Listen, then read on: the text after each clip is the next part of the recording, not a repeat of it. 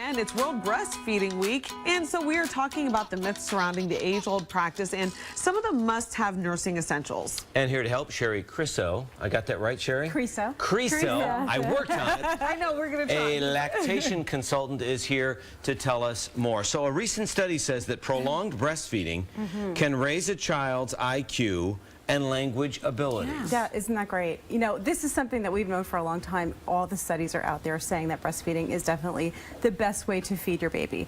This study, what I love is that it's actually took a large sample, so it's giving us even more information to say, yes, this is really good to do, and each month will actually increase your baby's IQ. So each month is better than nothing. Oh wow! Yeah. Okay, great. So now there are also some other some other myths out there that people are trying to work through. But what, in your opinion, is the ideal time for a mother to nurse? Because I've heard different ranges. The ideal time, obviously, with the American Academy of Pediatrics, what we recommend is at least a minimum of 6-month exclusive breastfeeding, and then 1 year when you're introducing solid food. So you're introducing baby food and still continuing to breastfeed.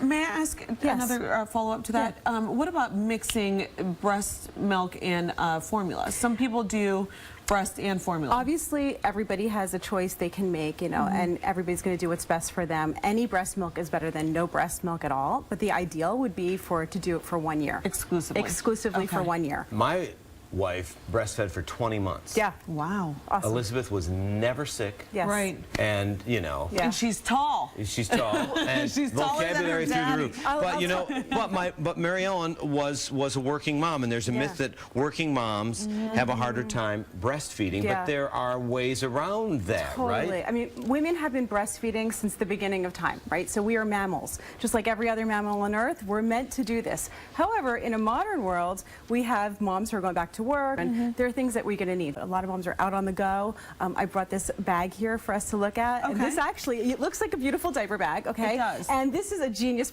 I just thought, when I saw this, I thought, this is a genius product. I love products where, and you know it's a mom invented. I was going to say, right? was it made by a of mother? course, Probably, of because course. she needed it. Okay, because everybody needs a diaper bag, right? You're going to be carrying all your other stuff. But this bag also converts into a breastfeeding pillow. So when you're out on the go, Put it around you put it around this around you. Right there. And then Rest this the baby. will actually unzip.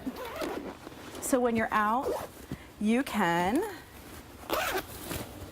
There you go, and baby's right there. And you got all your stuff, and everything's right here. What is it about the diet, too? To breastfeed. So great question, because the diet, you know, moms do not have to have a perfect diet in order to breastfeed. Your body's still gonna make great milk no matter what it is that you're eating. Like double bacon cheeseburgers. What about those? No, yeah, because, you know, there's a big misconception that you have to be extremely healthy and that you can't eat anything. And that's absolutely not true. Your body knows how to make perfect milk no matter what it is that you're taking in. Now, if you are gonna eat those double cheeseburgers and not eat healthy, you're gonna suffer for it. So we wanna keep moms healthy. Healthy moms are gonna be happier, and they're going to be able to keep up with it. And happy babies. The way you make milk is breastfeed. Okay. That's the #1 way to make milk, is to breastfeed often. And you know, I think that tea will just enhance it. When moms are going back to work, sometimes it can drop a little bit, so you may want to start then drinking tea. But it just all makes it easier no matter what you're doing. So then what advice do you have for women who aren't as successful at breastfeeding? I know that there's a lot of social pressures, and you know, they feel a lot of guilt. What kind of advice do you have to give? Oh, you know, that's the hardest part, is that, you know, the guilt that moms feel if they're not able to reach their full, their full goals with it. What we need to remember is that any breastfeeding is better than no breastfeeding, and no matter what you do, what your choice is, your baby needs love.